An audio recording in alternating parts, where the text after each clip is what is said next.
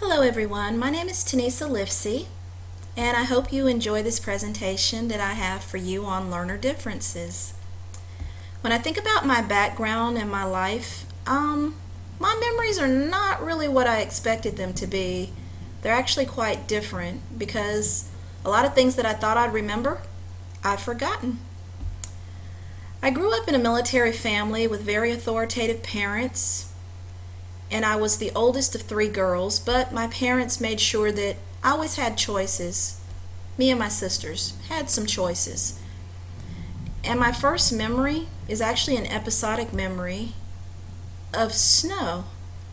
I remember my dad was showing me snow for the first time when we lived in Tacoma, Washington. I had to be about 2 or 3 years old, and he collected some fresh snow to make snow cream for me.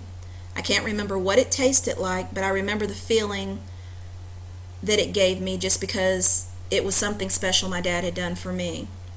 And it's things like this memory that have motivated me to be the type of parent that I am today.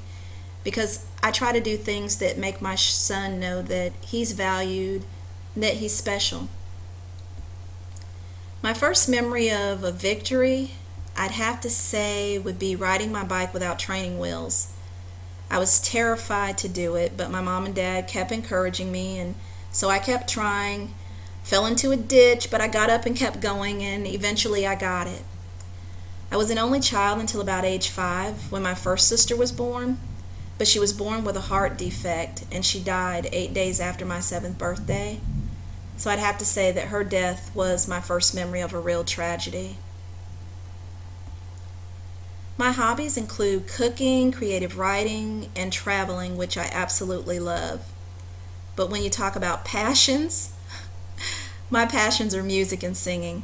I wake up singing. I love to sing. Even when I want my mind to be quiet, there's always music playing in it.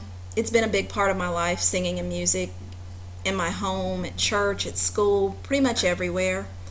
I've tried to take piano lessons and guitar lessons, but the repetition that's required for that level of practice, I just don't have it. I just rather sing because that comes naturally to me. And I'd say that all of those things play into my learning styles. According to most of the tests that I've taken and evaluations that I've done, even in this class, I'm an intrapersonal, linguistic, and yes, a musical learner. And I think I was kind of aware of social intelligence at an early age. I just didn't realize it. So my parents helped me develop self-awareness and social awareness and taught me how to be manageable of relationships at an early age. And I was always comfortable with that role, and I think it's because I was an only child for so long, and also because I'm the oldest child, so that played a key part in my development. And actually, a lot of those things have helped me have secure attachments because I have the support of my family and friends. And it's helped me in my online education because I prefer to study alone instead of in a group because I really don't like conflict or confusion. Some people might say that I have avoidance issues, but that's something I'm working on. As far as a daily routine, every day for me is kind of different. I mean, I develop a plan, but I expect plans to change, so I just kind of learn to go with the flow.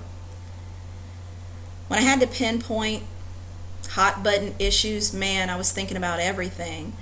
But I'd have to say that my top things are probably when people are rude or ignorant or just disrespectful, or if they lie for no reason, and I absolutely cannot stand it. It just really blows my mind. I can't stand it at all when people ignore children.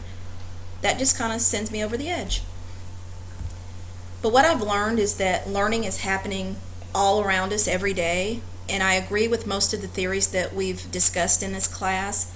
I think that learning is progressive, it's social, it's interactive, and sometimes it's even unintentional.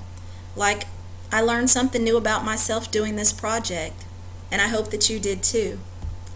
Thank you so much for your time.